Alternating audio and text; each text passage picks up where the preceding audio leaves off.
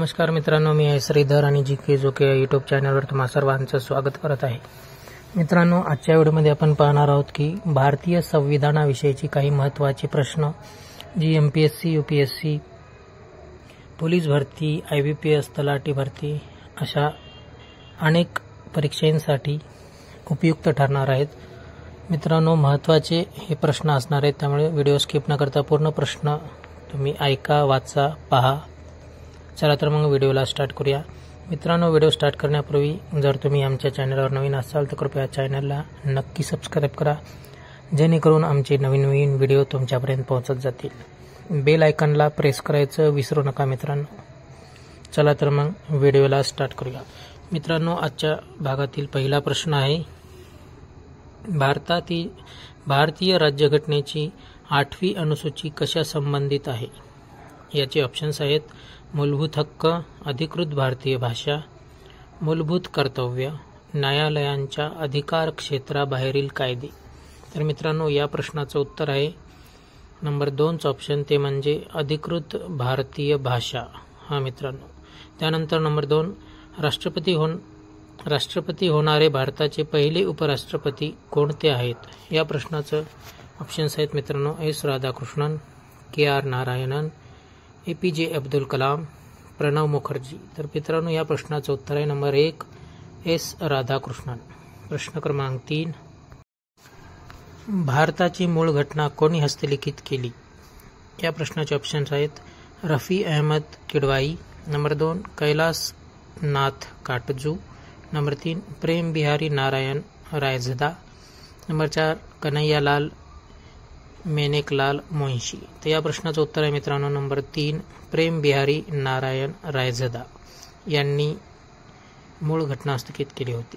प्रश्न क्रमांक 4, भारताची संघराज्य व्यवस्था कोणत्या देशाशी संबंधित आहे? Number 1 Canada, number 2 United kingdom, number 3 America किंवा नंबर 4 आयर्लंड. तर या प्रश्नाचं उत्तर आहे नंबर 1 कॅनडा. प्रश्न क्रमांक 5, भारतीय संविधानाच्या मूळ प्रती कोणत्या भाषेत लिहिल्या आहेत?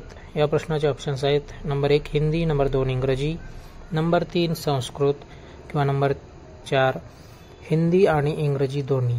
तर या प्रश्नाचं उत्तर आहे मित्रांनो नंबर 4 हिंदी आणि इंग्रजी दोन्ही.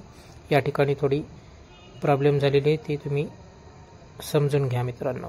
3च लिहिल्या गेलं 4च्या जागी. खालीलपैकी काय भारतीय राज्यघटनेने लागू केलेले आहे?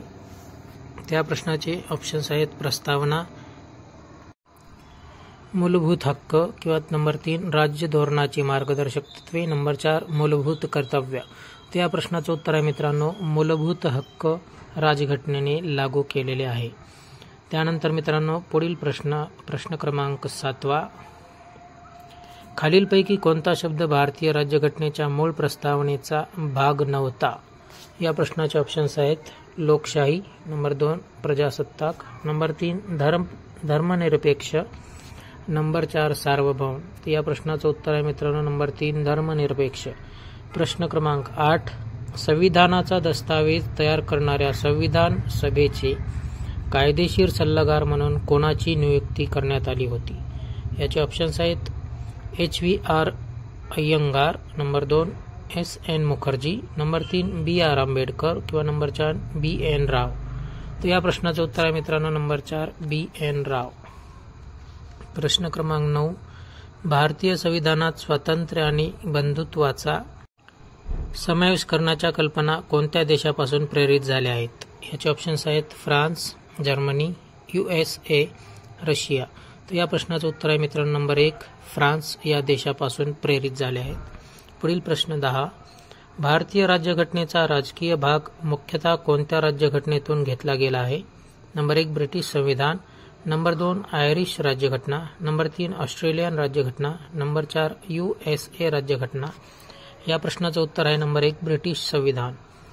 2016 मध्ये सर्वोच्च न्यायालयाने स्पष्ट केले आहे की तृतीय लिंग मध्ये डॅश यांचा समावेश असेल. नंबर 1 उभयलिंग, नंबर 2 गे आणि लेस्बियन्स, नंबर 3 ट्रान्सजेंडर, नंबर 4 वरील सर्व. या प्रश्नाचं उत्तर आहे मित्रांनो नंबर 3 ट्रान्सजेंडर. प्रश्न क्रमांक 12, संविधानिक उपायांचा अधिकार खालीलप्रमाणे आहे: मूलभूत अधिकार, कायदेशीर अधिकार, संविधानिक अधिकार किंवा नंबर 4 नैसर्गिक अधिकार. तर या प्रश्नाचं उत्तर आहे मित्रांनो नंबर 1 मूलभूत अधिकार. त्यानंतर पुढील प्रश्न क्रमांक 13 पाहणार आहोत आपण मित्रांनो.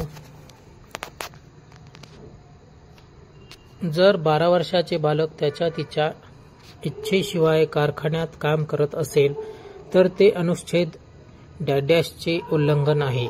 या प्रश्नाचे उत्तर आहे ऑप्शन आहेत 23 आणि 24, अनुच्छेद 14 आणि 10, माफ करा अनुच्छेद 14 आणि 15, अनुच्छेद 29 आणि 30 किंवा अनुच्छेद 17 आणि 18.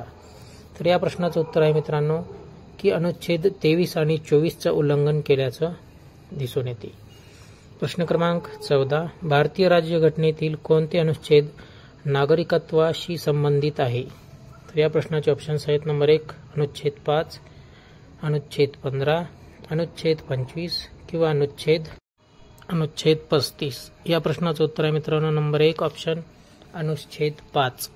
पुढील प्रश्न अनुच्छेद 19 नुसार स्वातंत्र्याचा अधिकार खालीलपैकी कोणत्या आधारावर आणीबाणीची घोषणा केल्यावर आपोआप निलंबित करण्यात येतो.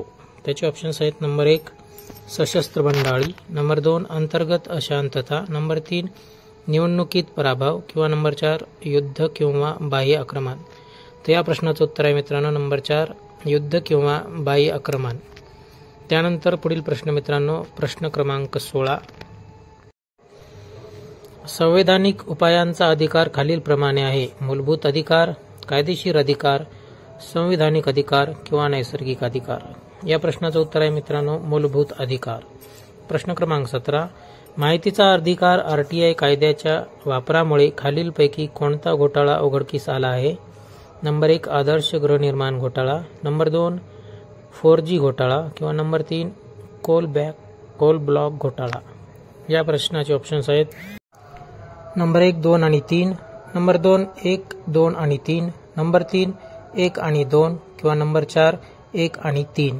तर या मित्रांनो प्रश्नाचं उत्तर आहे ऑप्शन नंबर 4 1 आणि 3 म्हणजेच आदर्श गृहनिर्माण घोटाळा आणि कोल ब्लॉक घोटाळा. प्रश्न क्रमांक 18 भारतीय राज्यघटनेच्या कोणत्या भागात नागरिकांचे मूलभूत अधिकार अंतर्भूत आहेत. नंबर 1 भाग नंबर 1, नंबर 2 ऑप्शन भाग 4A, नंबर 3 भाग 7, नंबर 4 भाग 3. या प्रश्नाचं उत्तर मित्रांनो नंबर 4 भाग 3. यापुढील प्रश्न राज्यघटनेच्या अनुच्छेद डॅश आणि डॅश शिक्षण आणि सांस्कृतिक विकासाच्या संदर्भात प्रत्येक व्यक्तीला मूलभूत अधिकार देतात.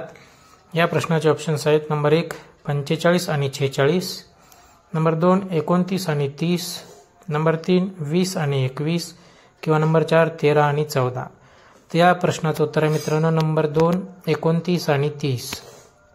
प्रश्न क्रमांक 20 डॅश हे भारतातील नागरिकाचे मूलभूत अधिकार सुरक्षित करते. नंबर 1 समानतेचा अधिकार, नंबर 2 शोषणाविरुद्ध हक्क अधिकार, नंबर 3 संविधानात्मक उपायांचा अधिकार, नंबर 4 शैक्षणिक आणि सांस्कृतिक हक्क. या प्रश्नाचं उत्तर आहे नंबर 3 संविधानात्मक उपायांचा अधिकार. या ठिकाणी मित्रांनो आजचे महत्त्वाचे 20 प्रश्न आपले संपलेले आहेत. व्हिडिओ या ठिकाणी थांबत आहे. नक्की कसा वाटला व्हिडिओ कमेंट करून सांगा. व्हिडिओला लाईक करा, शेअर करा आणि कमेंट देखील करा मित्रांनो. नवीन असाल तर कृपया चॅनलला देखील सबस्क्राईब करा. जय हिंद, जय महाराष्ट्र. मिळूया एका नवीन व्हिडिओसह.